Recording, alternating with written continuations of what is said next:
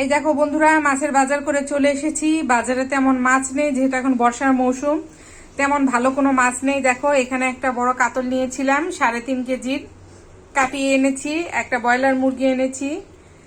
এখানে এনেছি হচ্ছে এই যে কাকিলা মাছ। আমরা তো কাকিলা বলি, কে কি বলো জানি না। তোমার দাদা আবার খায় না এই মাছটা, আমি আমার মা পছন্দ করি, ভেজে খাবো, দারুণ লাগে খেতে। আর এখানে এনেছি বুয়াল। বুয়াল তো আমি আনবই, সেটা তো যারা আমার প্রতিদিনের ভিডিও দেখো তারা জানোই। আমরা সবসময় বুয়াল আর কাতল আমি আনার চেষ্টা করি। আর এইখানে দেখো বুয়াল মাছের অনেকটুকু ডিম হয়ে গিয়েছে।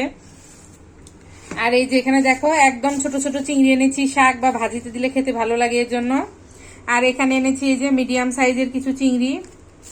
এখানে এনেছি হচ্ছে লোটে। লোটে ভর্তা খেতে তো দারুণ লাগে, এই যে লোট এনেছি। আর এখানে এনেছি হচ্ছে কাচকি মাছ। আর এখানে এনেছি কিছু ধনেপাতা।